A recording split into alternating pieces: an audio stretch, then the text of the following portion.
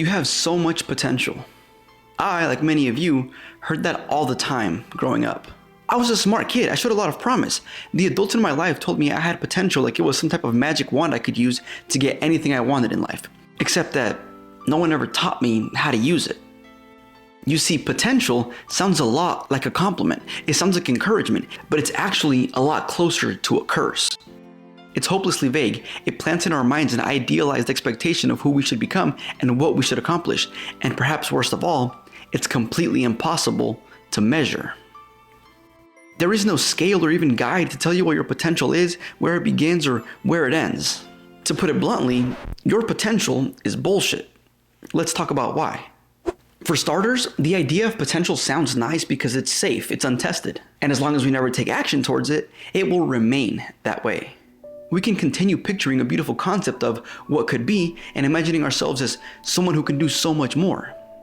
I read a quote not too long ago that said, "Potential is a beautiful lie. It's the story where we're always the hero, but the journey never starts." And I think that idea of being the hero is what it ultimately comes down to. We want to see ourselves as more, as a hero, and our potential allows us to do that. As long as we never try and fail, we can always say, oh, I could have done this, or I could have done that, even if we never actually tried. Plus, on top of that, potential is clean, it's easy. There are no struggles, no mistakes, no exhaustion or burnout. It's just pure hypothetical success. And sure, hypothetical may not mean totally real, but again, if it's not tested, it also can't be proven false. But think about all the words I've used to describe potential so far. Safe, untested, zero risk, hypothetical. None of this is practical or helps you accomplish anything. Because regardless of how nice it is to think that we have so much potential, the brutal reality that we must all come to terms with is that our potential is actually holding us back. There are two major ways that our potential holds us back, and the first is that the world doesn't care about potential. When we constantly hear that we have so much potential, it's easy to get caught up in the idea of what we might be capable of. So much so that we almost end up feeling like we've already done those things and expecting other people to recognize that as well. After all, we don't need to actually do it if we know that we could. But the sad truth is that the world doesn't care about what ifs or maybes. You can't walk into a job interview and say, I have the potential to excel in this role. You need to back it up with proof, with tangible or quantifiable evidence that will give the interviewer confidence that you can perform well. Ultimately, what the world cares about is results, not the potential for results or even the process it took to get the results. Only the results. But that's just the first way we're being held back. The second way is a bit more personal, the fear of failure. Again, when we focus so much on our potential, on what we could do, it puts this possible outcome at the forefront of our mind. We constantly worry about it, wondering how we'll get there. We think about it so much that we end up building our potential into this massive, grandiose idea that feels intimidating to go after. Sure, everyone says I could do this, but what if I can't? What if I try and fail? So what do? Well, nothing really. We choose to focus on the beautiful, idealistic notion of our potential rather than the ugly, messy truth that comes with making an effort. This manner of thinking holds more people back than probably anything in the world. But honestly though, I don't blame anyone. The thought of having all of this potential and not being able to live up to it is kind of nightmare-inducing. We spend our entire early life hearing about our potential, to the point where we eventually begin associating ourselves with that characteristic. We are a person that can achieve whatever we want.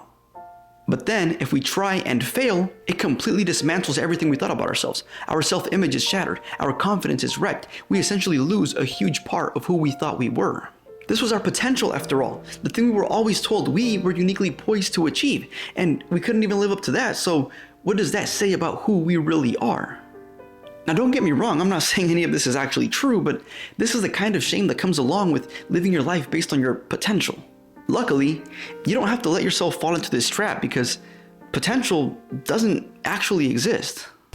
Potential does not exist, at least not in the way that you normally think about it. Like I said earlier, there is no reward for untapped ability or unused skills. The only thing that matters is action. Let me give you an example of this using physics. Bear with me because I promise this will be interesting. We've all heard of kinetic and potential energy. Kinetic energy refers to the energy of motion. That's an easy one. But potential energy works like this.